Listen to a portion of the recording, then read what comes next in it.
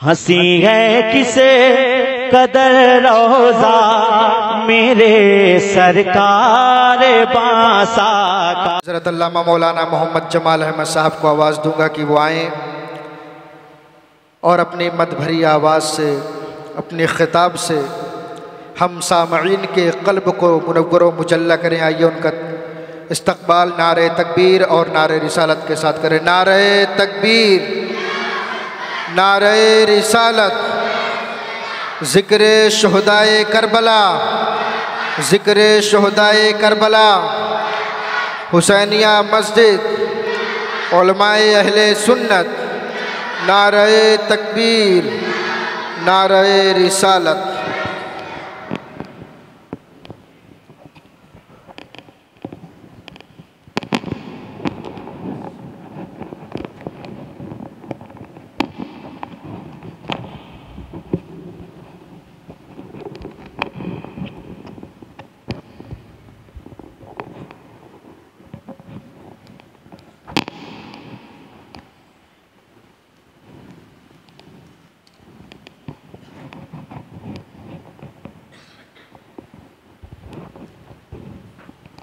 السلام علیکم ورحمۃ اللہ وبرکاتہ۔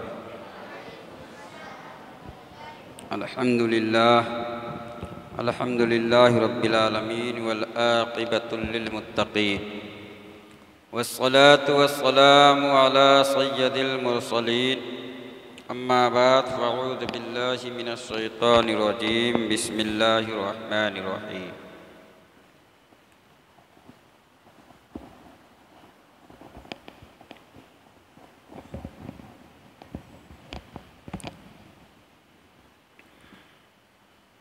انما یرید اللہ لیذھب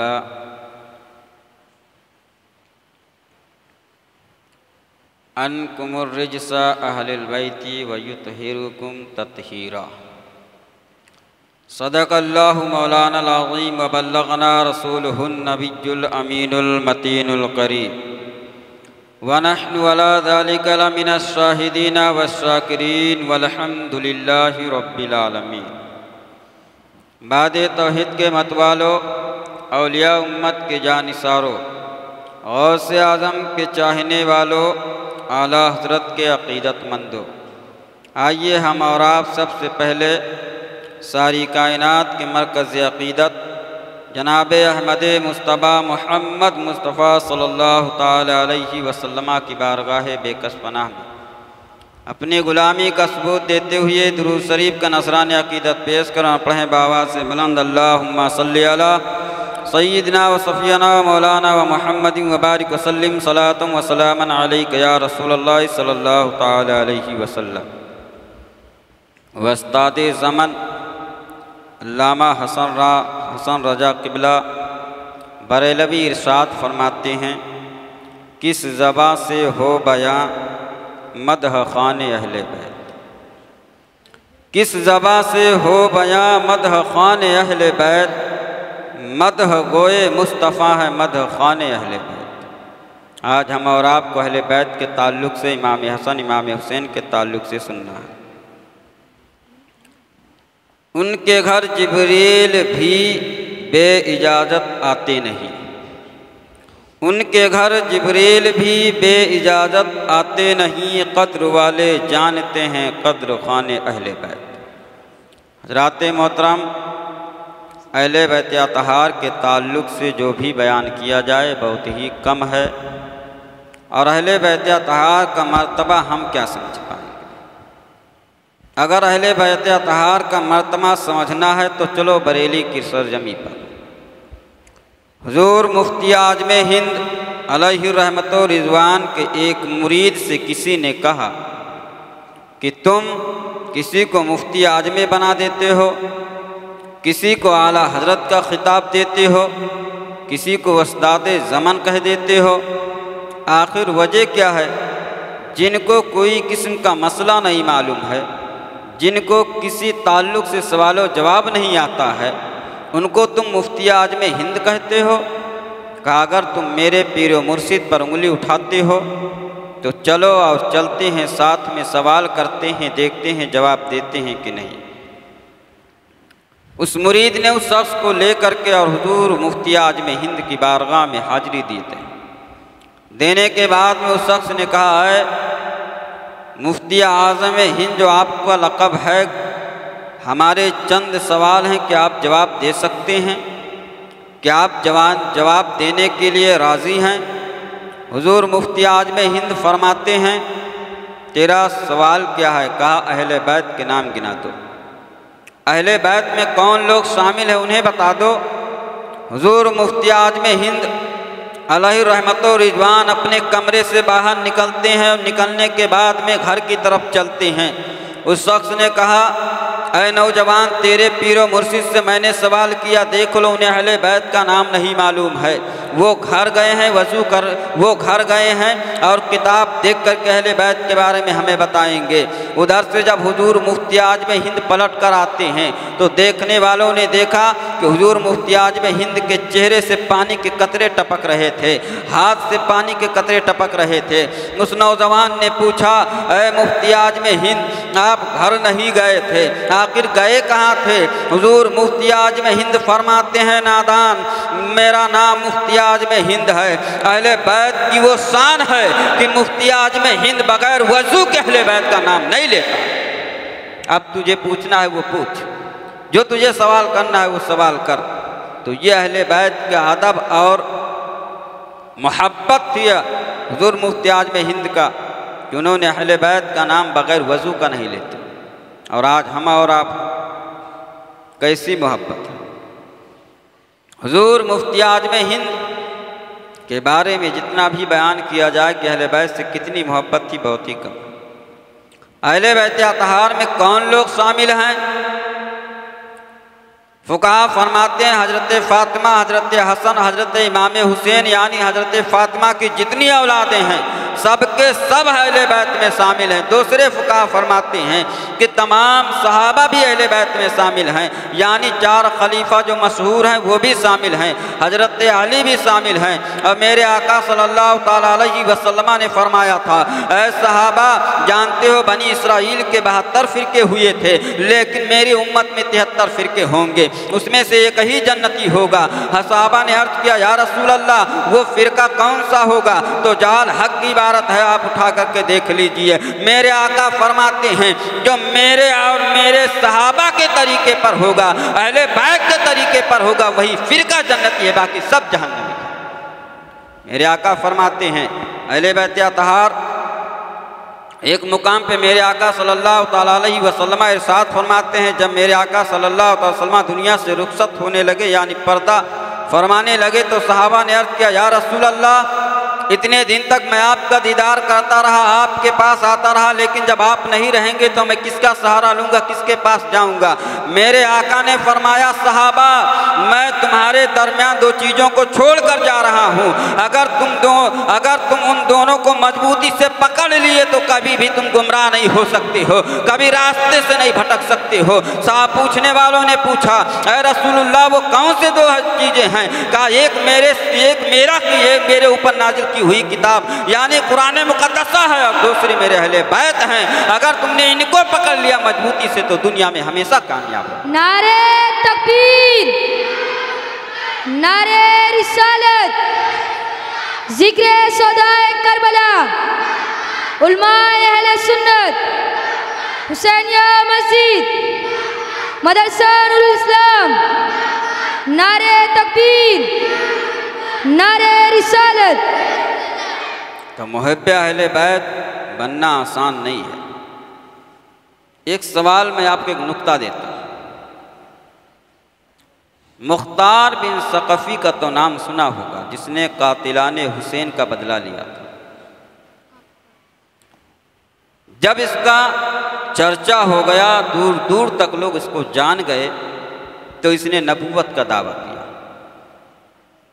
سوال یہ ہے کہ جتنے لوگ دنیا میں پیدا ہوئے، فرعون آیا تو خدائی کا دعویٰ کیا، نمرود آیا تو خدائی کا دعویٰ کیا، کوئی نبوت کا دعویٰ کر رہا ہے، کوئی پیغمبر کا دعویٰ کر رہا ہے، لیکن میں نے ان سے پوچھا اے دعویٰ کرنے والوں سنو، خدائی کا دعویٰ کرتے ہو، نبوت کا دعویٰ کرتے ہو، لیکن حسین ہونے کا دعویٰ کیوں نہیں کرتے ہو؟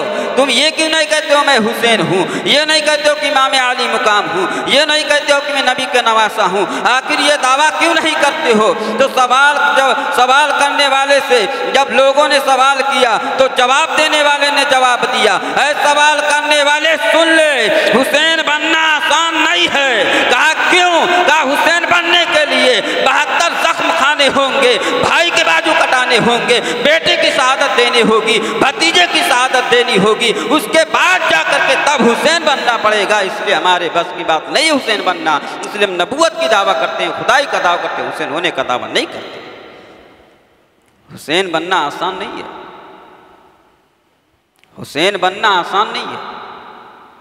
جنگیں بہت ہوئی، کسی بھی کوئی بھی کتاب اٹھا لو، جنگ بدر ہے، جنگ حنین ہے، جنگ خندق ہے، جنگ خیبر ہے، لیکن میں پوچھتا ہوں اتنی ساری جنگیں ہوئیں، کسی جنگ کا اتنا تذکرہ نہیں ہوتا ہے۔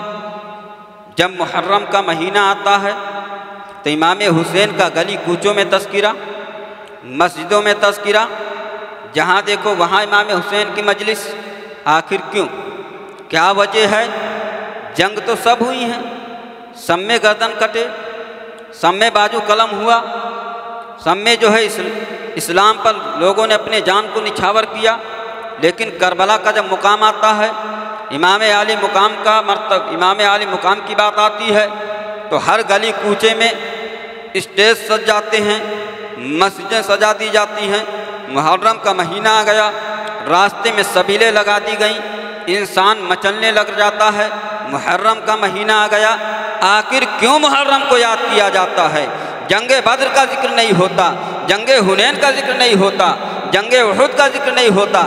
ارے وہ جنگ جس میں رسول اللہ کے دندان مبارک شہید ہو گئے، اس کا بھی ذکر نہیں ہوتا جتنا کربلا کا ذکر ہوتا۔ آخر وجہ کیا ہے؟ جواب دینے والے نے جواب دیا۔ اے سوال کرنے والے سن لے، تمام جنگیں جو ہوئی ہیں وہاں کسی بچے کی شہادت نہیں ہوئی ہے۔ کربلا کا وہ میدان ہے کہ 6 ماہ علی اصغر کی شہادت نے جو ہے رنگ لایا ہے، اور امام علی اصغر نے فرمایا تھا، اے میرے ماننے والوں، میرے ہاتھ میں تلوار تو نہیں ہے، لیکن میرے پاس اخلاق کی وہ تلوار ہے۔ جب بھی کربلا کا بیان ہوگا، جب بھی محرم کا مہینہ آئے گا، یزیدیوں کا تو نہیں، حسینیوں کا دل ضرور چھلنی ہو جایا کرے گا۔ نعرے تکبیر، نعرے رسالت، بنیاد پر ذکر شہدائے کربلا، علماء اہل سنت، حسینیہ مسجد، مدرسہ نور الاسلام، نعرے تکبیر، نعرے رسالت۔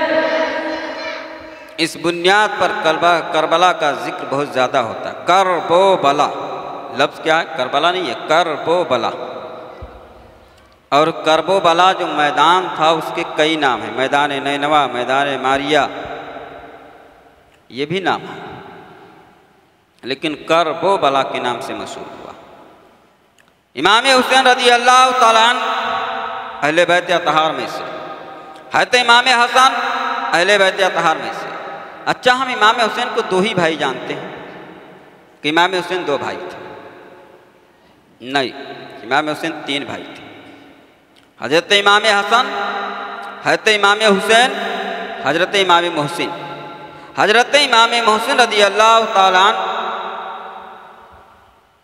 کم عمر ہی میں سمجھو کہ پردہ فرما چکے تھے، اس لیے ان کا ذکر بہت کم ہی آتا ہے۔ لیکن جب تاریخ کی کتاب اٹھاتے ہیں، خطبات محرم ہے، تاریخ کربلا ہے، خطبات کربلا ہے، آئین کربلا ہے، خاک کربلا ہے، سوان کربلا ہے، جتنی کربلا پہ کتابیں ہیں، جب ہم اس کا مطالعہ کرتے ہیں تو امام محسن کا بھی نام آتا ہے کہ حضرت علی رضی اللہ تعالیٰ عنہ کے اولادوں میں سے یہ بھی ایک اولاد ہے۔ معلوم ہوا اہل بیت اطہار میں سبھی داخل ہیں۔ کل ہم نے بیان کیا حضرت امیر معاویہ کے تخت نشینی تک کہ 40 سال تک اپنی حکومت قائم رکھا۔ 6 ماہ کے بعد حضرت امام حسن رضی اللہ تعالیٰ عنہ نے حضرت امیر معاویہ کے حوالے کر دیا۔ امام حسن اور حضرت امام حسین رضی اللہ تعالیٰ عنہ کو میرے آقا پہ زانو پر بیٹھائے ہوئے کبھی امام حسین کے گلے کو چومتے ہیں تو کبھی پیشانی کو چومتے ہیں، حضرت امام حسن کے منہ کو چومتے ہیں، پیشانی کو چومتے ہیں، گلا کو نہیں چومتے ہیں۔ حضرت فاطمہ نے دیکھا، کہا ابا حضور ناانصافی آپ کر رہے ہیں، آپ میرے بیٹے امام حسین کے منہ کو گلے کو چومتے ہیں، پیشانی کو چومتے ہیں، سینے سے لگاتے ہیں، لیکن میرے بڑے بیٹے حضرت امام حسن کے منہ کو چومتے ہیں، پیشانی کو چومتے ہیں، وجہ کیا ہے؟ ذرا غور کرو نبی کیا فرماتے ہیں۔ نبی نے فرمایا اے فاطمہ میری لخت جگر جو میں دیکھ رہا ہوں تم نہیں دیکھ رہی ہو۔ کہا ابا حضور آپ کیا دیکھ رہے ہیں؟ کہا میں یہ دیکھ رہا ہوں کہ میرے امت کے میرا کلمہ پڑھنے والے کچھ ایسے بھی ہوں گے جو امام حسن کو زہر دیں گے، اس لیے امام حسین کے منہ کو چوم رہا ہوں، اور یہ کچھ لوگ ایسے ہوں گے جو تپتی ہوئی ریت میں امام حسین کے گردن پر خنجر چلائیں گے، اس لیے امام حسین کے گردن کو گلے کو چوم رہا ہوں۔ نقطہ بیان کر رہے ہیں۔ امام حسین رضی اللہ تعالیٰ عنہ کو چادر تطہیر کے اندر حضرت فاطمہ چھپائے ہوئے نبی کے پاس لے کے جا رہی، کون سی چادر؟ جس میں 72 پیوند لگے ہوئے تھے،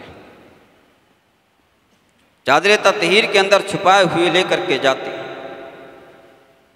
اور راستے میں درس دیتی ہیں، امام حسین یہ تیرے ماں کی چادر ہے، اس کا تمہیں لاج رکھنا ہے۔ امام حسین جواب کیا دیتے ہیں؟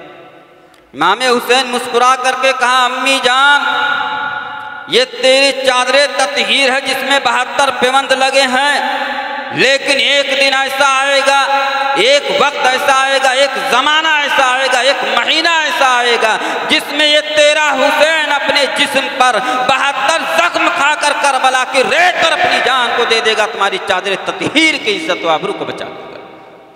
72 زخم میرے امام حسین کے جسم پر آئے تھے، نہ ایک کم نہ ایک زیادہ۔ حضرت ام الفضل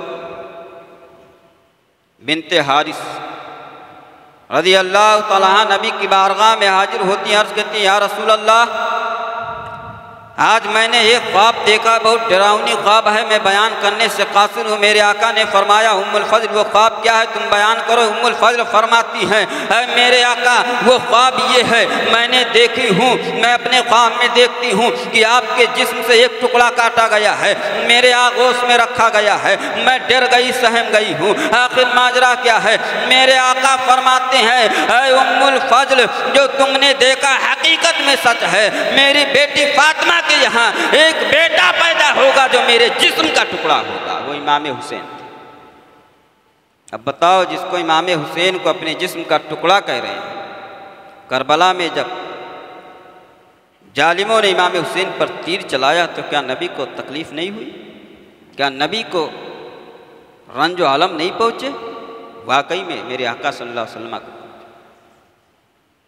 امام حسین رضی اللہ تعالیٰ عنہ کے مراتب تو ایسے ہیں کہ میرے آقا صلی اللہ تعالیٰ علیہ وسلم مسجد نبوی کے اندر نماز پڑھاتے ہیں، حضرت فاطمہ سے امام حسین باہر نکلتے ہیں اور نکلنے کے بعد میں اپنے نانا جان کے پشت انور پر سوار ہو جاتے ہیں، اور جب سوار ہوتے ہیں تو میرے آقا صلی اللہ تعالیٰ علیہ وسلم نے اپنے سجدے کو طویل کر دیا، لمبا کر دیتے ہیں، ایک تسبیح پڑھتے ہیں، 3 تسبیح پڑھتے ہیں، یہاں تک کہ 72 تسبیح پڑھ ڈالتے ہیں۔ میں نے سوال کیا اے نبی کریم صلی اللہ تعالیٰ علیہ وسلم آپ نے اپنے نواسے کے لیے 72 تسبیح پڑھے ہیں، آخر آپ تو 50 پر اکتفا کر سکتے تھے، 40 پر اکتفا کر سکتے تھے، آپ جو ہے 45 پر اکتفا کر سکتے تھے، آپ 72 تسبیح سے آگے یعنی 73 نہیں کیا ہے، 71 نہیں کیا ہے، 70 نہیں کیا ہے، آخر 72 تسبیح کیوں پڑھتے ہیں؟ امام حسین کے نانا جواب دیتے ہیں اے سوال کرنے والے سن لے،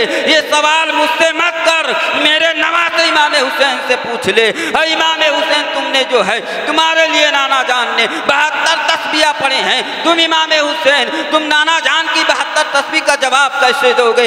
امام حسین فرماتے ہیں جب دنیا میں ہم پر ظلم و ستم کیا جائے گا، دین کو مٹانے کی صحیح کی جائے گی، دین کی بے حرمتی کی جائے گی، قرآن کو پامال کیا جائے گا، تو یہ نبی کا نواسہ کربلا کے میدان میں 72 جانثاروں کو لے کر کے اور اپنے جسم پر 72 زخم کھا کے نانا کی تسبیح کا حق ادا کر دے گا۔ تاریخ گواہ ہے کہ امام حسین جو لے کر کے گئے تھے صرف 72 تھے، 72 سے زائد نہیں تھے، اس میں بوڑھے بچے جوان عورتیں سب تھیں، اور امام حسین کے جسم پر بھی 72 ہی زخم آئے تھے۔ امام حسین رضی اللہ تعالیٰ عنہ سے ایک سوال ہوا، اے امام حسین آپ نانا کے پشت پر بیٹھ گئے، قرآن نبی پر نازل ہوا، اللہ فرماتا ہے قرآن میں اپنے محبوب پہ نازل کیا، گویا میرا محبوب پورا قرآن ہے۔ اب آپ کہیں گے کیسے نبی قرآن ہے؟ اللہ نے قرآن میں یا مزمل یا مدثر فرمایا، طٰہٰ و یاسین فرمایا، اے محبوب نام نہیں لیا، اپنے محبوب کا نام نہیں لیا، کہیں مزمل، کہیں مدثر، کہیں طٰہٰ، کہیں یاسین۔ اور یہی نہیں، اللہ تعالیٰ نے اپنے محبوب کے شہر کا بھی قسم کھایا، لا اقسم بہذا البلد وانت حل بہذا البلد، محبوب آپ جس شہر میں اس شہر کا قسم۔ میں نے پوچھا ہے پاک پروردگار عالم محبوب مکہ میں ہے تو مکہ کی قسم، مدینہ میں ہے تو مدینہ کی قسم، اگر اس کے علاوہ کہیں چلے جائیں تو آقا دو جہاں صلی اللہ تعالیٰ علیہ وسلم کے تعلق سے رب فرماتا ہے سوال کرنے والے میرا محبوب جس شہر میں ہوگا، میں نے مطلق آیت نازل کیا ہے، لا اقسم بہذا البلد، جس شہر میں میرا محبوب ہوگا اس شہر کا قسم، چاہے مکہ ہو چاہے مدینہ، کسی بھی شہر میں میرا محبوب اس شہر کا قسم۔ تو معلوم ہوا قرآن پورے میرے نبی ہیں۔ اب سوال ہوا امام حسین میرا ایمان ہے کہ قرآن کے بعد بخاری کا مرتبہ ہے، لیکن قرآن پاک کو ہم قرآن پاک کے اوپر بخاری کو نہیں رکھ سکتے، دنیا کی جتنی معتبر کتابیں ہیں ہم قرآن پر نہیں رکھ سکتے ہیں، قرآن کو سب کے اوپر رکھ سکتے ہیں، لیکن اے امام حسین آپ تو نبی کے پیٹھ پر سوار ہو گئے ہیں، زمانہ کہہ رہا ہے امام حسین نے غلط کیا ہے، نبی کے پیٹھ پر امام حسین سوار ہو گئے، قرآن پر کوئی کتاب نہیں رکھی جا سکتی ہے، امام حسین کیسے سوار ہو گئے ہیں؟ تو امام حسین جواب دیتے ہیں اے سوال کرنے والے، زمانہ ضرور کہتا ہے نبی قرآن ہے، لیکن کیا میرے نبی کے جملوں کو نہیں سنا تھا؟ میرے نبی نے فرمایا تھا حسین مجھ سے ہیں، میں حسین سے ہوں، حسین میرے جسم کا ٹکڑا ہے، اگر نبی قرآن ہیں تو حسین ان کے پارے ہیں، پارے کو رکھا جا سکتا۔ نعرہ تکبیر، نعرہ رسالت، ذکر شہدائے کربلا، علماء اہل سنت، حسینیہ مسجد، مدرسہ نور الاسلام، نعرہ تکبیر، نعرہ رسالت۔ تو سمجھ میں آیا کہ امام حسین سے کتنی محبت میرے آقا کر۔ ایک مرتبہ میرے آقا صلی اللہ تعالیٰ علیہ وسلم مسجد نبوی کے لیے نکلے، اور جیسے ہی نکلے ان کے کان میں رونے کی آواز آئی، میرے آقا صلی اللہ تعالیٰ علیہ وسلم بے چین ہو کر رک جاتے ہیں، فاطمہ کے گھر کی طرف چل دیتے ہیں اور مسجد نبوی کا راستہ ترک کر دیتے ہیں۔ گھر پہ پہنچتے کہتے ہیں میری بیٹی فاطمہ کیا امام حسین رو رہے ہیں؟ حضرت فاطمہ عرض کرتی ہیں یا رسول اللہ آپ کو خبر کیسے ہو گئی کہ امام حسین رو رہے ہیں؟ میرے آقا نے فرمایا بیٹی فاطمہ حسین مجھ سے ہے، میں حسین سے ہوں، حسین میرے جسم کا ایک ٹکڑا ہے، حسین جب بھی روتے ہیں میں بے چین ہو جاتا ہوں، کبھی بھی تم حضرت حسین کو رونے مت دیا۔ میرے نبی رونے سے بے چین ہو جاتے، اور جب تیر ان کے جسم پر لگا، تلوار چلے ہوں، شمشیریں لگی ہوں گی، تو کیا میرے آقا بے چین نہیں ہوئے ہوں گے؟ کتنی تکلیفیں ہوئی ہوں، لیکن ہم اور آپ اس درد کو کم محسوس کریں گے جب میرے سامنے کوئی بچہ اگر بیمار پڑ جائے، تب اس درد کو محسوس کرتے ہیں، نہ امام حسین کا درد ہم نہیں سمجھ سکتے۔ میرے آقا صلی اللہ تعالیٰ علیہ وسلم کی خلافت حضرت امیر معاویہ تک پہنچتی ہے۔ حضرت امیر معاویہ بیماری کے عالم میں مبتلا ہوتے ہیں، کون سی بیماری یعنی لقوہ کی بیماری میں مبتلا ہوتے ہیں، اور جب دیکھا کہ بیماری میں مبتلا ہو گئے تو انہوں نے اپنے بیٹے یزید کو بلایا۔ اب یزید کون ہے؟ امیر معاویہ کون ہے؟ یہ بھی یاد رکھو، اگر پوچھ لے کوئی امیر معاویہ کے والد کا نام کیا تھا، کیا بتائیں؟ ماں کا نام کیا تھا، کیا بتائیں؟ ان کا سلسلہ کہاں سے ہے، کیا بتائیں؟ امیر معاویہ رضی اللہ تعالیٰ عنہ ابو سفیان کے بیٹے ہیں، حضرت ابو سفیان۔ ماں کا نام ہندہ۔ کون ہندہ؟ جس نے میرے آقا صلی اللہ تعالیٰ علیہ وسلم کے چچا حضرت حمزہ رضی اللہ تعالیٰ عنہ کے سینے سے کلیجے کو نکال کر کچا چبا گئی تھی۔ میرے آقا نے فرمایا تھا ہندہ تم میرے سامنے مت آیا کر، تجھے دیکھ کر مجھے اپنے چچا کی یاد آ جاتی ہے۔ وہ ہندہ کہ بیٹے امیر معاویہ، لیکن ایمان جب لے کے آئے تو میرے آقا نے سب کچھ معاف کر دیا۔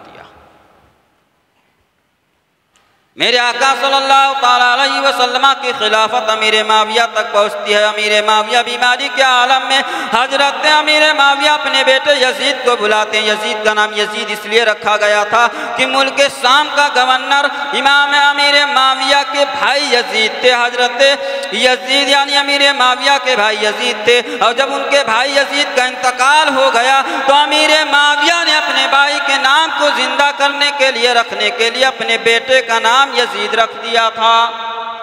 اب سمجھ میں آیا کہ یزید کیوں نام پڑا، تو معلوم ہوا کہ یزید کیسے نام پڑا۔ امام حسین رضی اللہ تعالیٰ عنہ کے نانا جان کی خلافت جب امیر معاویہ تک پہنچتی، امیر معاویہ بیماری کے عالم میں، حضرت امیر معاویہ اپنے بیٹے یزید کو بلاتے ہیں، اور بلانے کے بعد میں کہا یزید یہ خلافت کا جو باغ ڈور ہے تیرے ہاتھ میں ہے، لیکن ایک وصیت یہ ہے کہ یہ ہے کہ پہلے امام حسین کو کھلا لینا پھر کھانا کھانا۔ امام حسین سے پہلے تمام چیزیں معلوم کر کے تو اپنے قدم کو آگے بڑھانا، امام حسین کی عزت و وقار کو پامال مت کرنا، اور جب امام حسین تجھ سے طلب کریں گے تو یہ خلافت ان کے حوالے کر دینا۔ امیر معاویہ نے یہ جملہ یزید سے کہا، اور امیر معاویہ رضی اللہ تعالیٰ عنہ کا جب انتقال ہو جاتا، پردہ فرما جاتے ہیں، تمام چاہنے والے یزیدی کے کہا اے یزید تو یہ تخت پر بیٹھ جا، تیرے والد تخت پر بیٹھے ہوئے تھے، امام حسین کا حق نہیں ہے، اگر حق بنتا ہے تو تیرا بنتا ہے۔ اللہ اکبر، یزید تخت پر بیٹھتا ہے، اور بیٹھنے کے بعد میں سب سے پہلے جو اس نے بیعت طلب کیا ہے امام حسین سے طلب کیا، حضرت عبداللہ ابن عباس سے طلب کیا ہے، حضرت زبیر سے طلب کیا۔ میں نے سوال کیا اے یزید یہ بتا تو نے پوری کائنات کے اندر، پورے مکے کے اندر، پورے مدینے کے اندر اگر بیعت طلب کیا ہے تو امام حسین سے کیوں طلب کیا، حضرت عبداللہ ابن عباس سے کیوں طلب کیا ہے، حضرت زبیر سے کیوں طلب کیا ہے؟ دوسرے صحابہ سے ان سے طلب کر سکتا تھا، دوسرے انسان سے ان سے طلب کر سکتا تھا، آخر امام حسین سے کیوں طلب کرتا ہے؟ یزید ملک جواب دیتا ہے اے سوال کرنے والے سن لے، امام حسین نواسۂ رسول ہیں، اگر انہوں نے میری بیعت کر لیا تو دنیا کا کوئی انسان مجھ سے بیعت کرنے سے انکار نہیں کرے گا، اس لیے میں نے پہلے ان سے بیعت طلب کیا ہے۔ راز دیکھیے، نقطۂ نظر دیکھیے، بیعت طلب کرنے کا امام حسین سے طلب کیا۔ یزید کون تھا؟ شریعت میں حکم آتا ہے کہ یزید اس شخص کا نام تھا جو حسین کے نانا نے جن چیزوں کو جائز قرار دیا اس کو حرام قرار دیتا، جنہیں حرام قرار دیا انہیں جائز قرار دیتا، جنہیں حلال کہا انہیں حرام کر دیتا، جنہیں حرام کیا انہیں حلال کر دیتا۔ شراب حرام جائز کر دیا، سگی بہن سے شادی جائز کر دیا۔ یہ وہی یزید ہے جس نے مکہ کے بے حرمتی کروایا، مسجد نبوی میں کئی دن تک گھوڑے باندھے گئے، وہاں کے جو حوض ہے وضو کرنے کے لیے اس میں لید بھرا گیا تھا، اور جس میں قرآن رکھا جاتا تھا اس قرآن کے بکسے میں کئی دن تک جو ہے اپنے گھوڑوں کو اس نے چنا کھلوایا تھا، اور تاریخ گواہ ہے کہ نہ جانے کتنی عورتیں یزید کے دور میں ناجائز حاملہ ہو گئی تھی۔ وہ یزید تھی۔ یزید ایسے ویسے انسان کا نام نہیں تھا، تبھی سے امام حسین رضی اللہ تعالیٰ عنہ نے اس کی بیعت کرنے سے انکار کیا تھا۔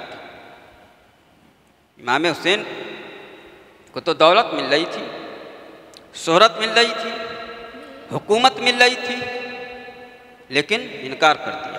یہاں سے میں ایک درس ملا مسلمانوں۔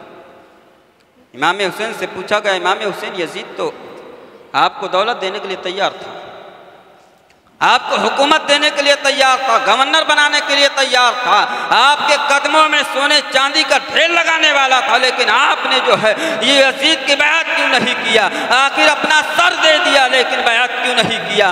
امام حسین فرماتے ہیں، اے سوال کرنے والے سن لے، میرے نانا جان کے آغوش میں جب مجھے دیا گیا تھا تو میرے نانا جان نے میرے کان میں اذان پڑھا تھا اور دوسرے کان میں تکبیر، اور کہا تھا بیٹا حسین یہ تیرے نانا جان کی آواز ہے، اس کی تمہیں لاز رکھنا ہے۔ اس وقت میں نے اپنے آنکھ کو کھول کر کے جواب دیا تھا، آنکھوں سے آنکھیں ملا کر کے، اے نانا جان اگر آواز آپ کی ہے تو کان حسین کے ہیں۔ ایک وقت ایسا آئے گا دنیا دیکھے گی سر کٹا ہوا نیزے پر ہے لیکن قرآن پھر بھی سناتا ہوا جا رہا ہے، اس طرح میں آپ کی آواز کے حق ادا کروں گا۔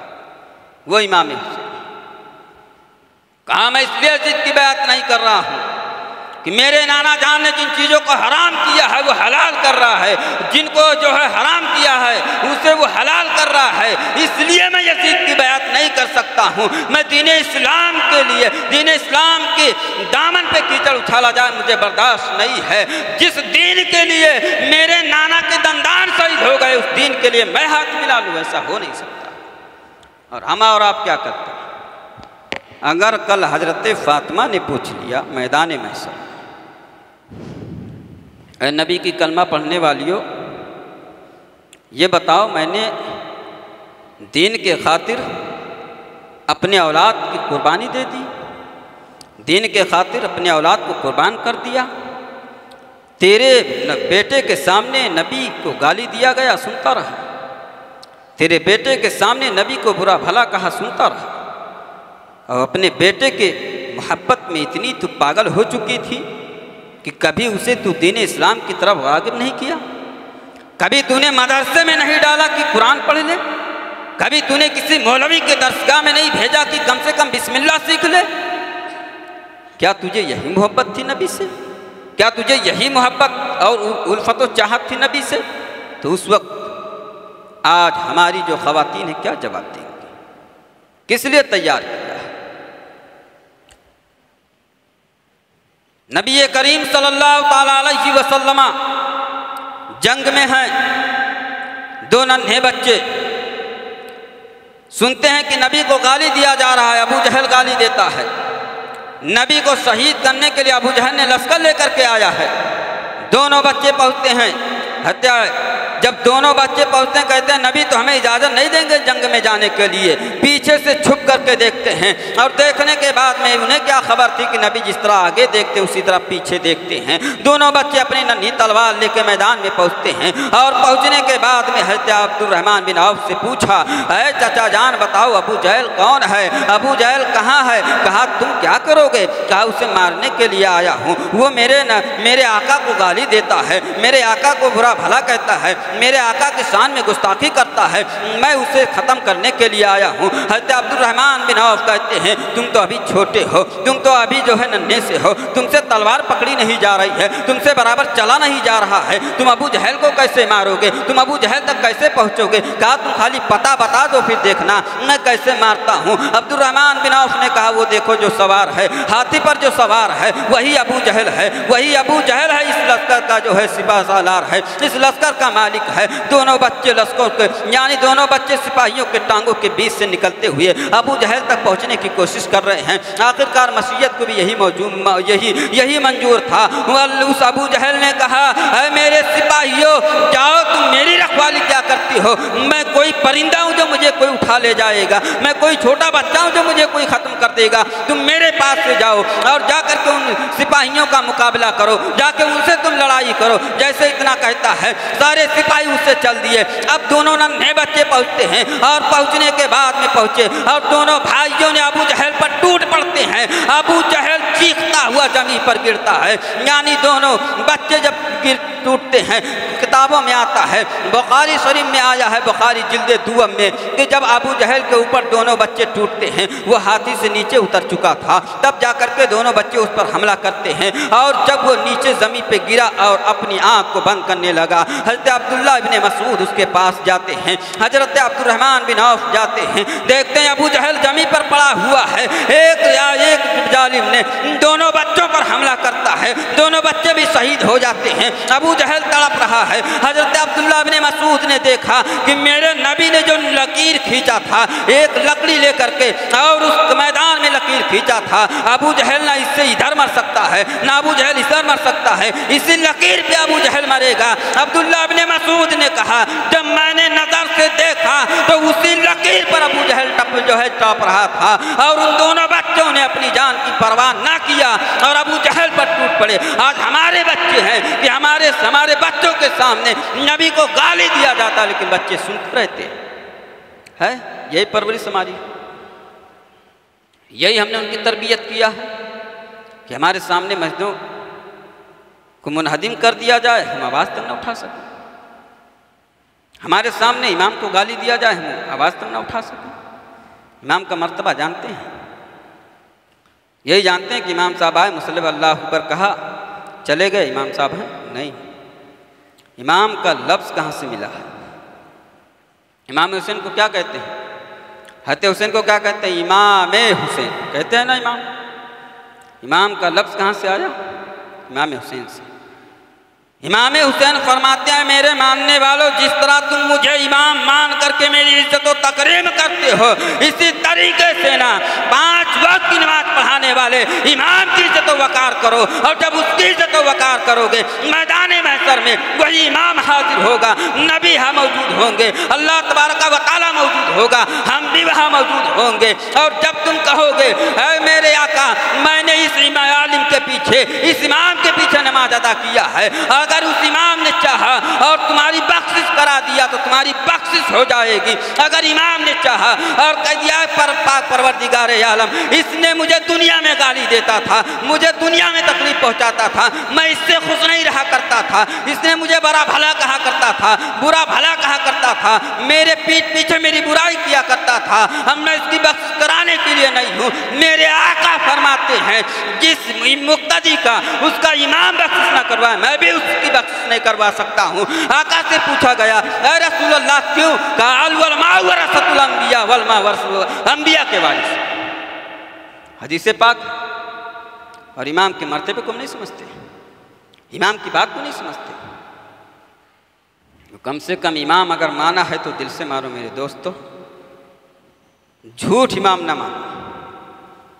ارے حر بھی تو امام مانا تھا حضرت امام حسین کو نا کربلا میں، جب اعلان کیا تو 22,000 کا لشکر ایک طرف، 72 ایک طرف چھوڑ دیا، کہا امام کے پیچھے نماز پڑھاؤں، میرا امام ہے وہ، میں ان کا ساتھ نہیں چھوڑ سکتا۔ اور آپ اگر کوئی مخالف امام کے لیے جھگڑا کرنے آ جائے تو امام کا ساتھ چھوڑ کے چل دیتے ہیں، امام کو اکیلے چھوڑ دیتے ہیں، چاہے امام کو قتل کیا جائے۔ اگر امام کی طبیعت خراب ہو جائے، روم میں پڑے ہوئے ہیں، تو کوئی دیکھنے کے لیے تیار نہیں ہے کہ امام صاحب کو ہوا کیا۔ یہ ہمارا عالم ہے تو ہمیں اپنے امام کو قدر کرنا چاہیے۔ امام حسین رضی اللہ تعالیٰ عنہ سے یزید نے جب بیعت طلب کیا تو امام حسین رضی اللہ تعالیٰ عنہ نے انکار کیا، کہا میں بیعت تمہاری نہیں کر سکتا ہوں کیونکہ تم میرے نانا جان کی شریعت کو پامال کر رہے ہو۔ مروان ابن حکم آتا ہے اور جب آنے کے بعد میں جانتے ہو امام حسین رضی اللہ تعالیٰ عنہ سے کہتا ہے یزید کی بیعت کر لو کیونکہ یزید نے تم سے بیعت طلب کیا ہے۔ ولید بن عقبہ آتے ہیں، وہ بھی کہتے ہیں امام حسین یزید کی بیعت کر لو۔ امام حسین نے کہا میں کل بتاتا ہوں کہ یزید کی بیعت کروں گا کہ نہیں کروں گا، اپنے دوستوں سے میں مشورہ کر لیتا ہوں۔ اللہ اکبر۔ حضرت امام حسین اپنے تمام ساتھیوں کے درمیان بیٹھتے ہیں اور بیٹھنے کے بعد میں مشورہ کرتے ہیں اے میرے ساتھیوں، کیا یزید کی بیعت کرنی چاہیے؟ کیا یزید سے ہاتھ ملانا چاہیے؟ کیا یزید کے ہاں میں ہاں ملانا چاہیے؟ ملانا چاہیے، کہا نہیں نہیں یزید کے ہاں میں ہاں نہ ملاؤ، یزید سے بیعت نہ کرو، یزید کے ہاتھ میں ہاتھ نہ دو۔ کہا کیوں؟ کہا اس لیے کہ وہ نانا جان کی شریعت کو پامال کر رہا ہے، وہ دین اسلام کی عزت و آبرو کو پامال کر رہا ہے، تم یزید سے ہاتھ مت ملاؤ۔ انہوں نے رات بھر مشورہ کیا، صبح ہوتی ہے، ولید بن عقبہ اور مروان کو یہ خبر بھیجتے ہیں کہ میں یزید کی بیعت نہیں کر سکتا۔ یزید کے پاس جب دونوں گئے اور کہا کہ امام حسین بیعت سے انکار کر دیتے ہیں، اب وہ یہ بیعت تمہاری نہیں کر سکتے ہیں۔ یزید نے کہا ایک بار میرے پاس انہیں لے کر کے آؤ، بیٹھ کر بات چیت کرتے ہیں۔ امام حسین رضی اللہ تعالیٰ عنہ کے پاس جو ہے خبر آتی ہے، امام حسین کہتے ہیں ٹھیک ہے میں یزید سے ملنے کے لیے تیار ہوں۔ امام حسین رضی اللہ تعالیٰ نے اپنے چند ساتھیوں کو لے کر کے یزید کے پاس جاتے ہیں۔ امام حسین نے فرمایا ہے میرے ساتھیوں تم دروازے پر رک جاؤ اور اندر سے اگر کوئی شور و گل ہوگا، آواز بلند ہوگی تو تم اندر آ جانا۔ دونوں یعنی ان کے ساتھی امام حسین کے دروازے پر کھڑے ہو گئے۔ امام حسین اندر گئے، یزید سے بات چیت ہوتی ہے۔ یزید نے کہا امام حسین آپ میری بیعت کر لو تو سارے لوگ میری بیعت کر لیں گے، آپ جب میرے سامنے جو ہے مجھے تسلیم کر لیں گے خلیفہ تو سب لوگ تسلیم کر لیں گے، آپ نے انکار کیا تو سب انکار کر دیں گے، آپ نے بیعت نہیں کیا تو کوئی بیعت نہیں کرے گا۔ امام حسین نے کہا یزید تو امور خلافت کے مسند پر بیٹھا ہوا ہے، میں اس سے آگے کچھ نہیں کر سکتا، لیکن رہی بات میری بیعت کی تو میں بیعت تجھ سے نہیں کر سکتا ہوں۔ یزید نے کہا کیوں؟ کہا اس لیے تو آدمی ٹھیک نہیں ہے۔ تو امام حسین رضی اللہ تعالیٰ عنہ کے جملے پر اس نے غور کیا، کہا میں کس اعتبار سے اچھا نہیں ہوں؟ کہا اس لیے کہ میرے نانا کی شریعت کو پامال کر رہا ہے، میرے نانا کے دین اسلام کی عزت و آبرو کی تو پامالی کر رہا ہے، میں تجھ سے ہاتھ نہیں ملا سکتا ہوں، میں تجھ سے جو ہے تیری بیعت نہیں کر سکتا ہوں۔ اتنے میں آواز بلند ہوتی ہے، امام حسین پلٹ کر کے جانتے ہو پیچھے چلتے ہیں۔ مروان ابن حکم نے کہا ولید بن عقبہ سے ابھی وقت ہے، امام حسین کو پکڑ کر قید خانے میں ڈال دو، ان کے سر کو ان کے جسم سے الگ کر دو۔ امام حسین نے فرمایا ہے مروان ابن حکم تو گرگٹ کا بیٹا گرگٹ ہی ہوتا ہے، تو مجھے ماننے کی دھمکی دے رہا ہے، تو مجھے قید خانے میں ڈالنے کی دھمکی دے رہا ہے، تو میرا سر قلم کرانے کی بات کر رہا ہے۔ امام حسین رضی اللہ تعالیٰ نے اتنے جملے بولنے کے بعد باہر تشریف لے آتے ہیں۔ ابھی کچھ دن گزرے تھے کہ اس نے یزید نے پھر دوبارہ حکم نامہ جاری کیا کہ امام حسین سے جا کر کے سختی سے ساتھ پیش آؤ اور کہا دعا امام حسین اگر تم یزید کی بیعت کرتے ہو تو ٹھیک ہے، ورنہ جنگ کے لیے تیار ہو جاؤ، یہ مدینے کی گلیاں خون سے لال کر دی جائیں گے اگر تم یزید کی بیعت نہیں کرتے ہو۔ امام حسین رضی اللہ تعالیٰ عنہ نے کہا میں ہرگز یزید کی بیعت نہیں کر سکتا ہوں۔ تمام اہل و عیال کو جمع کیا، ساتھیوں کو جمع کیا اور کہا اب مجھے یہاں سے چلنا چاہیے، اب مجھے یہاں سے مکہ کی طرف کوچ کرنا چاہیے۔ قربان جاؤ میرے دوستو، یہی وہ مدینہ ہے جب مکہ سے میرے آقا ہجرت کر کے آئے تھے تو مدینہ والوں نے خوشی کے صدائیں بلند کیے تھے، کلمہ بلند کیے تھے، میرے نبی کا استقبال کیا تھا۔ آج وہی مدینہ ہے جہاں سے میرا حسین جا رہا ہے، جہاں سے میرا حسین جو ہے مدینہ چھوڑ کے مکہ کی طرف چل رہا ہے۔ اللہ اکبر۔ امام حسین رضی اللہ تعالیٰ عنہ اپنے اہل و عیال کو لینے کے بعد مشورہ کیا اور مشورہ کرنے کے بعد طے ہوتی ہے کہ کل ہم جو ہے مدینہ سے کوچ کریں گے، ایک رات ہم اپنے نانا جان کی، اپنے امی کی، اپنے بھائی حسن کی قبر کی زیارت کریں گے، ان سے اجازت طلب کریں گے، اس کے بعد ہم مدینہ چلیں گے۔ اللہ رب العزت سے کی بارگاہ میں دعا ہے کہ ہم اور آپ کو انہی باتوں پر عمل کرنے کی توفیق و رفیق عطا فرمائے۔